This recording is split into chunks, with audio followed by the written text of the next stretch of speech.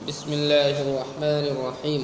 الثالث الحمل اتحاد المتغائرين في نحو من التعقل بحسب نحو آخر من الوجود اتحادا بالذات أو بالعرض، وهو إما أن يعنى به أن الموضوع بعينه المحمول فيسمى الحمل الأولي، وقد يكون نظريا أيضا أو يقتصر فيه على مجرد الاتحاد في الوجود فيسمى الحمل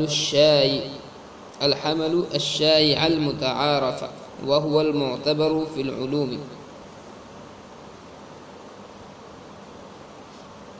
یہ تیسری بحث ہے.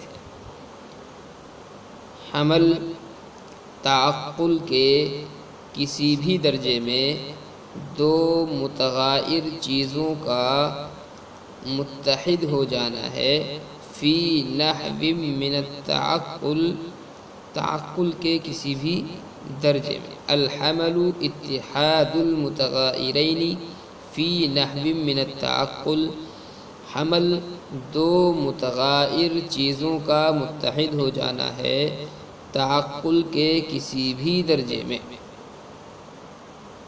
بحسب نحو آخر من الوجود اتحادا بالذات او بالعرض، وجود کے کسی بھی درجے میں. بحسب نحو آخر من الوجود، وجود کے کسی بھی درجے میں، خواہ وہ اتحاد بالذات ہو او بالعرض یا اتحاد بالعرض ہو.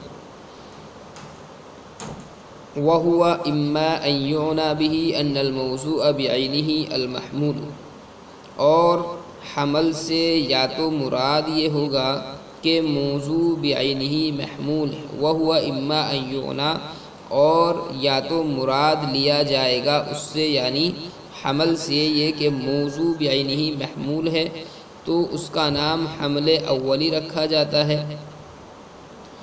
وقد یکون نظریا ایضا، اور حمل کبھی نظری ہوتا ہے. او یقتصر فیہ علی مجرد الاتحاد فی الوجود، یا اکتفا کیا جاتا ہے حمل میں اتحاد فی الوجود پر تو اس کا نام حمل شائع متعارف رکھا جاتا ہے، اور علوم میں یہی معتبر ہے. یہ تیسری بحث حمل کے بیان میں ہے. حمل کے لغوی معنی ہے ثبوت یا انتفاع کا حکم لگا دینا. اصطلاحی تعریف جو مشہور ہے حمل کی وہ ہے اتحاد المتغائرین ذہنا فی الخارج، ذہن کے اعتبار سے دو متغائر چیزوں کا خارج میں متحد ہونا یہ حمل کہلاتا ہے. لیکن مصنف رحمۃ اللہ علیہ نے یہاں اس مشہور تعریف سے عدول کیا اور ایک دوسری ہی تعریف ذکر کر دی ہے. اور اس کی وجہ کیا ہے؟ وجہ اس کی یہ ہے کیونکہ مشہور جو تعریف تھی حمل کی وہ حمل کے تمام اقسام کو شامل نہیں تھی، تو اس لیے مصنف رحمۃ اللہ علیہ نے اس مشہور تعریف سے عدول کر کے اپنی ایک تعریف ذکر فرمائی ہے. مشہور تعریف کیا ہے؟ اتحاد المتغائرین ذہنا فی الخارج. یہ جو تعریف ہے تمام اقسام کو شامل کیوں نہیں ہے؟ مثلا اس کے اندر پہلی قید ہے ذہن کے اعتبار سے متغائر ہونا. اتحاد المتغائرین ذہنا، ذہن کے اعتبار سے دو متغائر چیزوں کا متحد ہونا. اس قید سے حمل اولی جو حمل کی قسم ہے وہ خارج ہو جائے گی، کیونکہ حمل اولی میں ذہناً تغائر نہیں ہوتا. ایسے ہی دوسری قید ہے خارج میں متحد ہونا. اس سے قضایا ذہنیہ نکل جائیں گے. مثلا الانسان کلی، کیونکہ قضایا ذہنیہ کا کوئی فرد خارج میں موجود ہی نہیں ہے تو اتحاد کیسے ہوگا؟ تو یہ جو مشہور تعریف ہے اس سے اس کے جو افراد ہیں یہ تمام اقسام کو شامل کس طریقے سے نہیں ہے؟ پہلی قید کیا ہے اس میں پہلی قید ہے المتغائرین ذہناً، ذہنی اعتبار سے دو متغیر چیزوں کا خارج میں متحد ہونا۔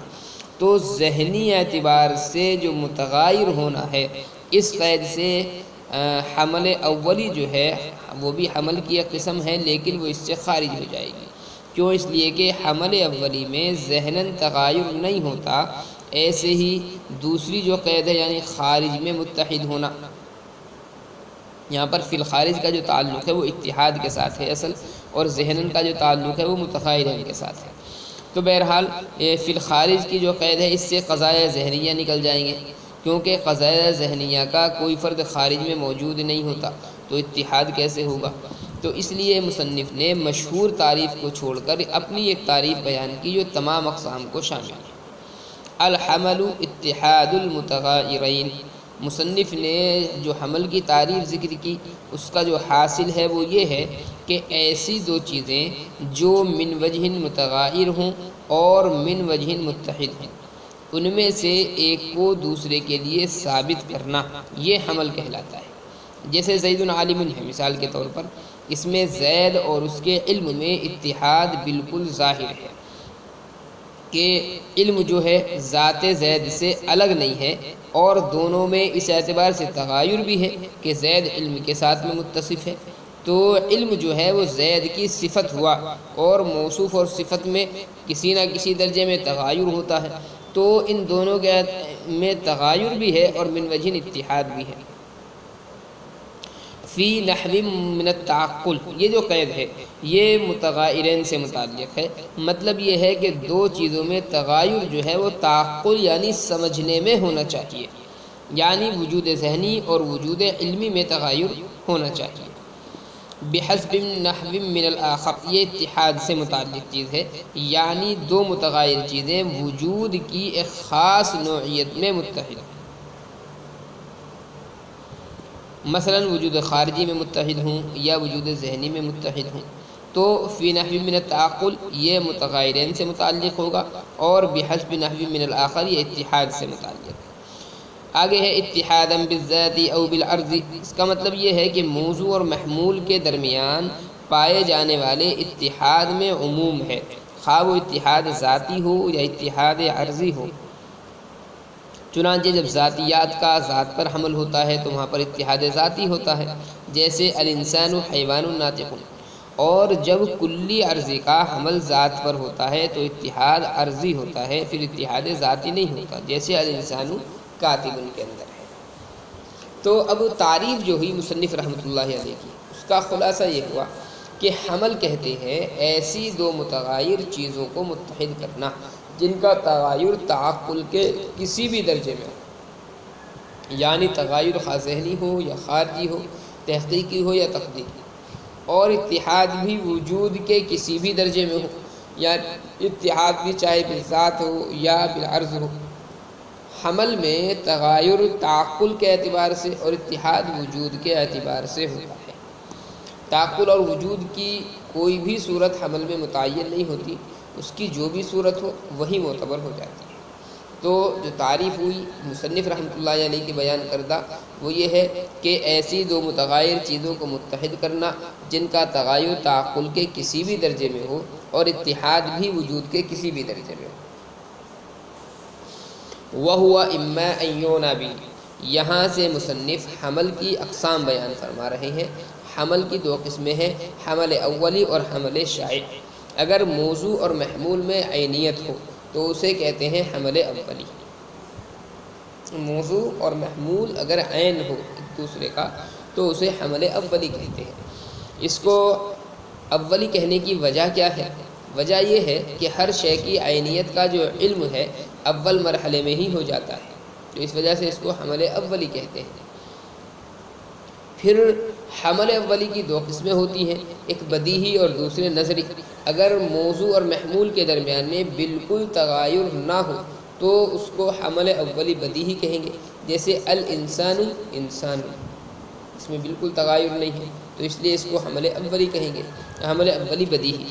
اور اگر موضوع اور محمول میں بظاہر تغایر ہو مگر بنظر دقیق دونوں ایک ہی ہو، غور سے دیکھیں تو ایک ہو لیکن بظاہر وہ دو الگ الگ محسوس ہوتی ہوں تو ان کو حمل اولی نظری کہیں گے۔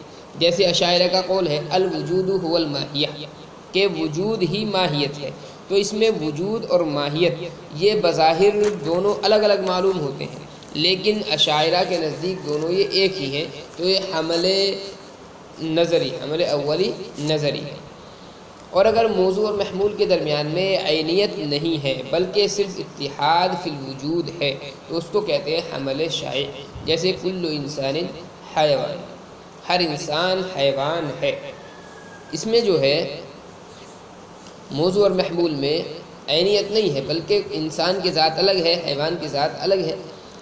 ہاں البتہ اتحاد فی الوجود ہے، حیوان جس چیز پر صادق آتا ہے اس چیز پر، انسان جس چیز پر صادق آتا ہے اس پر حیوان بھی صادق آتا ہے۔ اس حمل کا استعمال چونکہ عرف میں شائع ہے اس وجہ سے اس کا نام رکھا گیا ہے حمل شائع۔ وَهُوَ الْمُعْتَبَرُ، مصنف رحمۃ اللہ علیہ فرماتے ہیں کہ علوم میں حمل شائع کا ہی اعتبار ہوتا ہے، حمل اولی کا اعتبار نہیں ہوتا۔